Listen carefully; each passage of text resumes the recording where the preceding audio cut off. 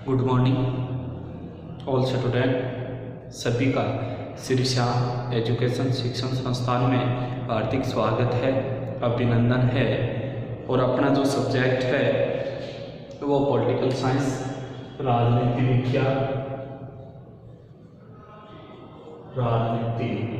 विज्ञान और अपनी जो क्लास रहेगी वो है बीए पारा सेकंड। और बात करें कि चल रही थी ब्रिटिश सर्वोच्च न्यायालय, जो जिसका अध्ययन कर रहे थे, ब्रिटिश सर्वोच्च न्यायालय का अध्ययन कर रहे थे। तो हमने पीछे कि सर्वोच्च न्यायालय का न्यायाधीश कैसे बनता है, उसका कार्यकाल कितना होता है, वेतन उसे कितना मिलता है, उसके बारे में हमने अध्ययन किया था। इसके बाद आपसे पूछ ले कि हटाने की प्रक्रिया कि सर्वोच्च न्यायाधीश को या सर्वोच्च न्यायालय के न्यायाधीशों को हटाने की प्रक्रिया क्या होती है। तो वह प्रक्रिया देखो कि वैसे तो वह सेवानिवृत्ति तक अपने पद पे बना रहता है, हमने ये पढ़ा, लेकिन कदाचार का आरोप लगने से, किसके आरोप को लगने से कि कदाचार के आरोप से हटा सकते हैं।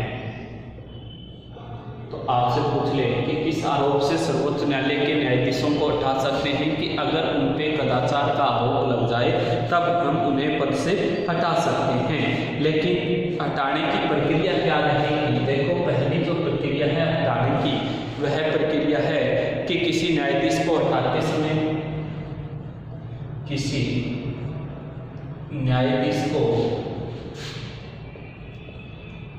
को हटाते समय अगर हम किसी न्यायाधीश को हटा रहे हैं कदाचार के आरोप से, तो हटाते समय अध्यक्ष और उपाध्यक्ष की सहमति आवश्यक है। अध्यक्ष व उपाध्यक्ष की सहमति आवश्यक है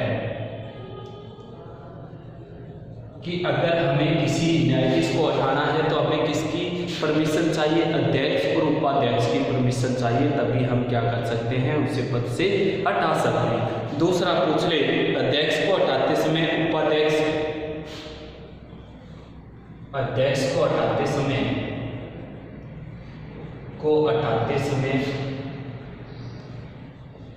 उपाध्यक्ष व न्यायाधीश की सहमति आवश्यक है। न्यायाधीश की सहमति आवश्यक है कि अध्यक्ष को हटाएंगे तब उपाध्यक्ष की सहमति चाहिए और न्यायाधीश की सहमति चाहिए, तभी हम उन्हें पद से हटा सकते हैं, अन्यथा पद से नहीं हटा सकते। तीसरी पूछ ले आपसे, उपाध्यक्ष को हटाते समय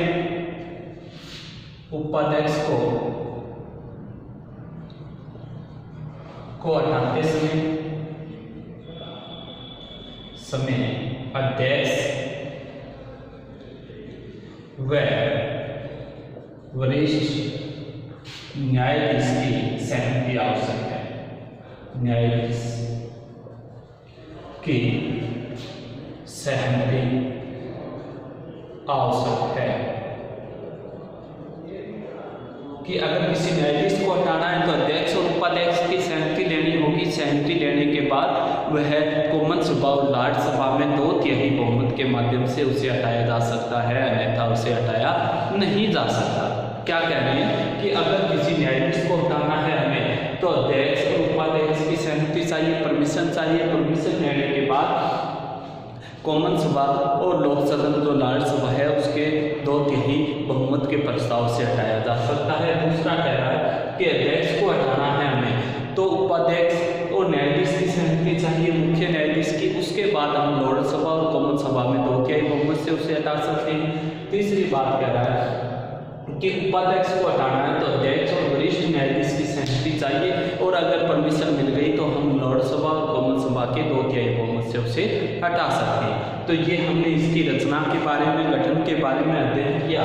अब जो हम सर्वोच्च न्यायालय का आगे की जो प्रक्रिया का अध्ययन करेंगे वो सर्वोच्च न्यायालय के क्षेत्राधिकारों के बारे में अध्ययन करेंगे कि सर्वोच्च न्यायालय को कौन कौन से क्षेत्राधिकार मिले।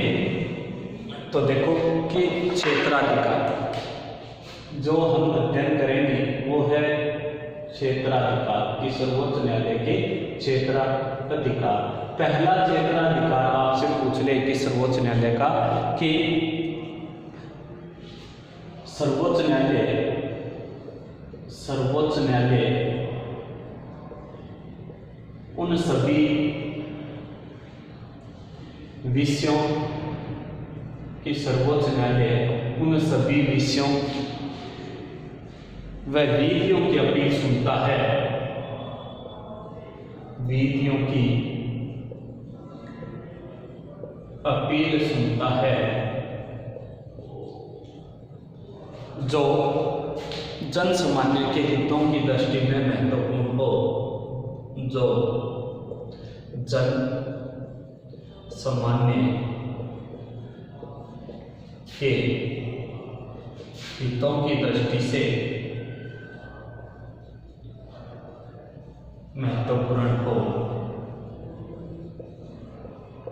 पहला क्षेत्राधिकार कौन सा होता है कि सर्वोच्च न्यायालय उन्हीं विषयों, उन्हीं कानूनों की अपील सुनेगा, उन्हीं कानूनों पर अपना निर्णय देगा जो जनता के प्रति, हितों की रक्षा के प्रति महत्वपूर्ण हो, अन्यथा नहीं अपील की सुनवाई करता है। दूसरा कि न्यायालय इंग्लैंड, वेल्स और उत्तरी आयरलैंड, यह न्यायालय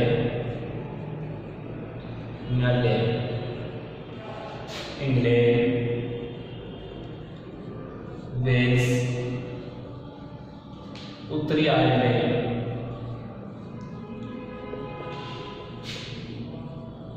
यह न्यायालय इंग्लैंड, वेल्स, उत्तरी आयरलैंड में अंतिम अपीलीय न्यायालय के रूप में कार्य करता है। मैं अंतिम अपीलीय न्यायालय के रूप में कार्य करता है। न्यायालय के रूप में कार्य करता है कि यह सर्वोच्च न्यायालय सर्वोच्च न्यायालय इंग्लैंड, वेल्स, उत्तरी आयरलैंड के अंतिम अपीलीय न्यायालय के रूप में कार्य करेगा, काम करेगा। इसके बाद 3 नंबर आपसे जो पूछ ले, 3 नंबर क्या कहोगे कि यह न्यायालय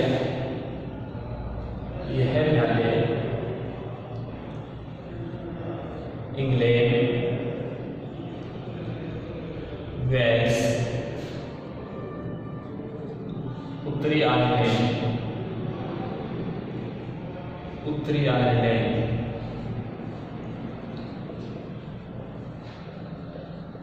यह न्यायालय इंग्लैंड, वेल्स, उत्तरी आयरलैंड आगे पूछ ले वादों में अंतिम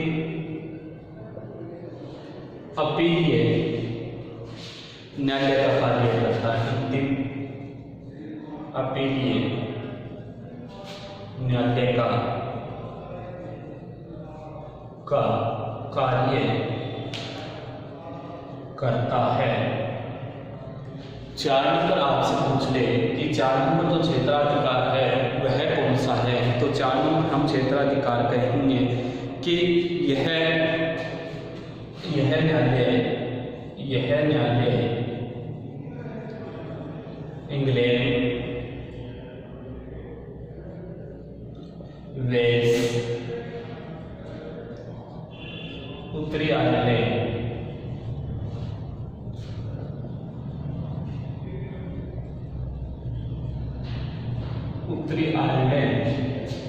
के फौजदारी मामलों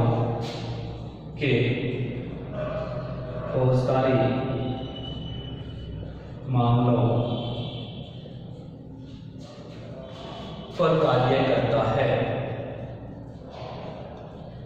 करता है। 5 नंबर पूछ ले आपसे कि क्षेत्राधिकार, 5 नंबर क्षेत्राधिकार कौन सा है, तो कहोगे प्रिवी काउंसिल, क्या है प्रिवी काउंसिल की न्यायिक समिति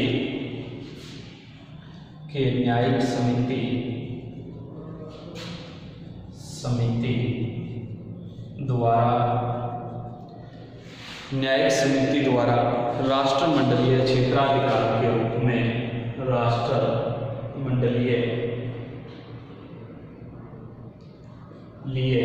क्षेत्राधिकार के रूप में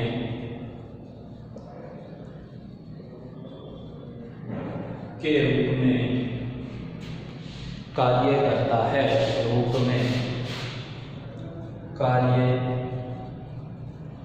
करता है, तो क्या कहता है भाई, आपसे पूछ ले कि क्षेत्राधिकार, ब्रिटिश सर्वोच्च न्यायालय के क्षेत्राधिकार से संबंधित बात करें हम।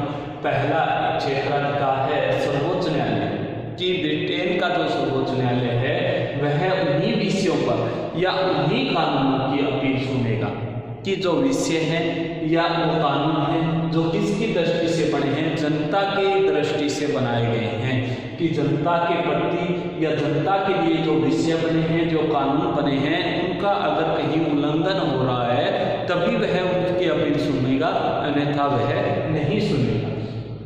दूसरा कह रहा है कि इंग्लैंड देश, वेल्स और उत्तरी आयरलैंड, ये जो देश हैं वहाँ अंतिम अपीलीय न्यायालय के रूप में कि इन देशों का प्रमुख रक्षा हेतु इन देशों के जो कानून निर्माण है उनसे संबंधित है न्याय करता है, अपील सुनता है। तीसरा क्या कह रहा है क्षेत्राधिकार कि सर्वोच्च न्यायालय इंग्लैंड, वेल्स, उत्तरी आयरलैंड में अगर कोई तीनों देशों के मध्य विवाद उत्पन्न हो गया, क्या कहता है कि इंग्लैंड वेल्स के मध्य विवाद हो गया या वेल्स या उत्तरी आयरलैंड के मध्य विवाद हो गया, तो उन विवादों को दूर करने का कार्य कौन करता है, ब्रिटिश का सर्वोच्च न्यायालय करता है।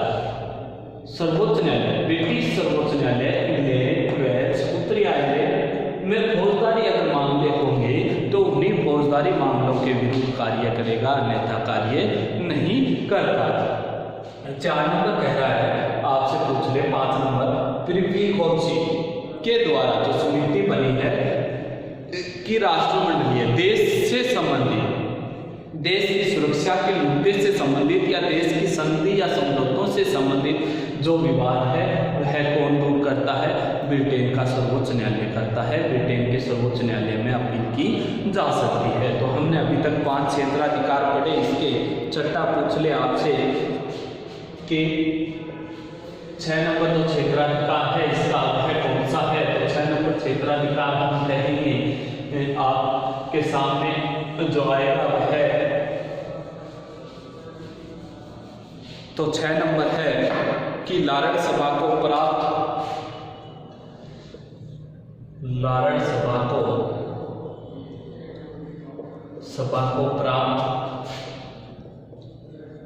क्या कह रहा है 6 नंबर कि लारण सभा को प्राप्त समस्त न्यायिक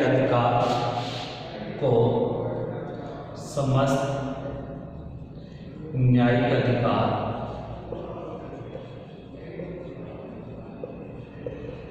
अब सर्वोच्च न्यायालय में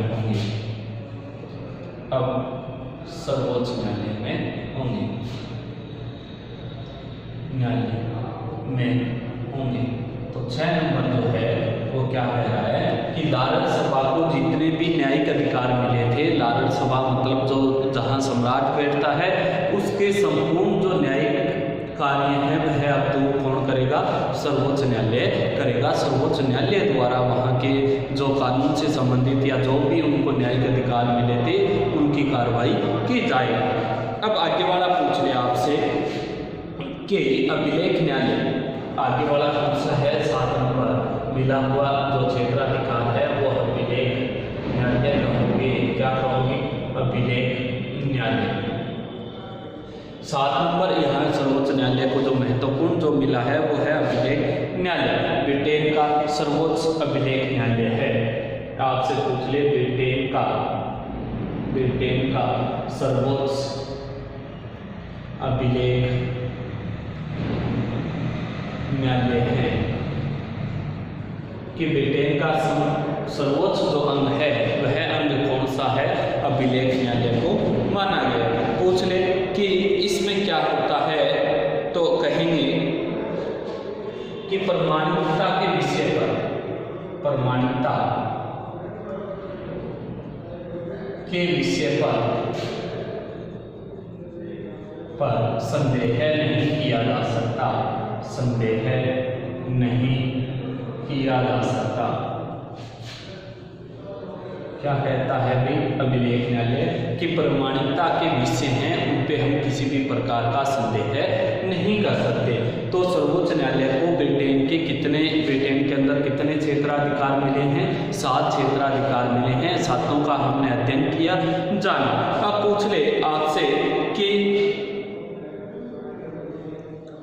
इसके बाद लॉर्ड चीफ जस्टिस की विशेष शक्ति और कार्य, लॉर्ड चीफ जस्टिस की विशेष शक्ति और कार्य, इसके अलावा कौन कौन से मिले हैं आपसे पूछ ले तो हम पढ़ेंगे लॉर्ड चीफ जस्टिस की शक्ति या विशेष कार्य,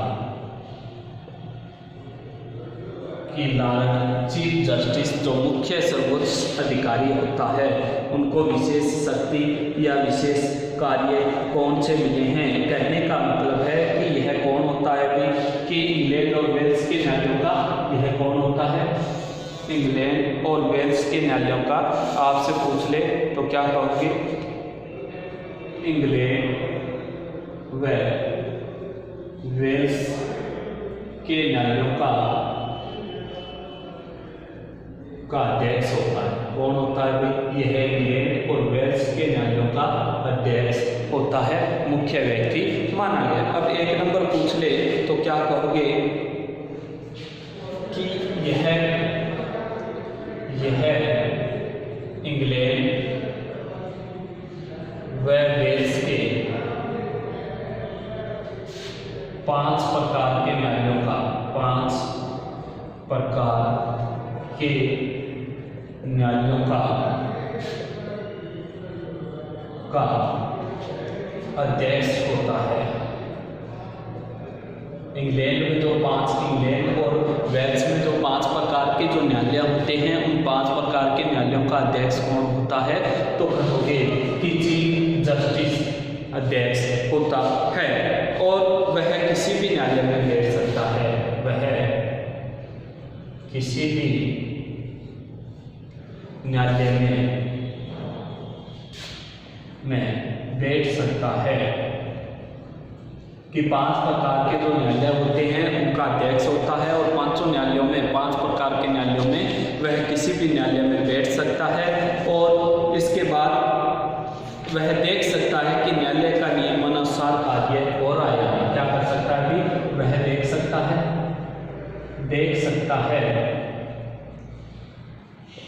कि न्यायालय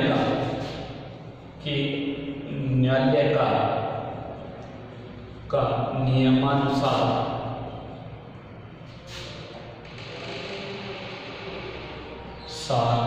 कार्य हो रहा है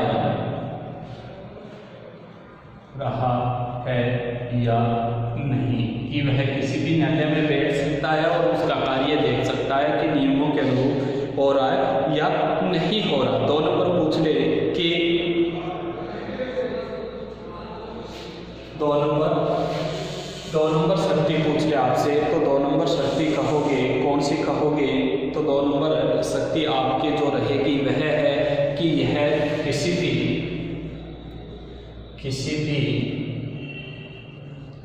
न्यायालय की न्यायिक कार्य को मंत्रिमंडल तक पहुंचाता है। क्या है भाई 2 नंबर शक्ति की किसी भी न्यायालय के न्यायिक कार्य को कहाँ तक पहुंचाता है, मंत्रिमंडल तक पहुंचाने का काम करता है। इसके अलावा यह न्यायिक पदाधिकारियों की नियुक्ति भी करता है। यह न्यायिक पदाधिकारियों की नियुक्ति भी करता है। तो हम पढ़ रहे थे कि लॉर्ड चीफ जस्टिस की विशेष शक्ति या कार्य दो प्रकार की होती है। इंग्लैंड और वेल्स के न्यायालयों का अध्यक्ष होता है। 5 प्रकार के जो न्यायालय होते हैं वो इसी के अधीन होते हैं। 5 प्रकार के न्यायालयों की अध्यक्षता करता है और किसी भी न्यायालय में जाके 5 प्रकार के न्यायालयों में वह बैठ सकता है, देख सकता है कि न्यायालय का नियमानुसार कार्य हो रहा है या नहीं हो रहा। 2 नंबर, किसी भी न्यायालय की न्यायिक कार्यों को मंत्रिमंडल तक पहुंचाने का कार्य इसी के पास होता है। और किसी भी पदाधिकारी, न्यायिक पदाधिकारी की नियुक्ति करनी है तो कौन कर सकता है? लॉर्ड चीफ जस्टिस ही कर सकता है, अन्यथा कोई व्यक्ति नहीं कर सकता। इसकी जो आगे की बातें हैं सर्वोच्च न्यायालय की, वो हम नेक्स्ट वीडियो में पढ़ेंगे, अध्ययन करेंगे।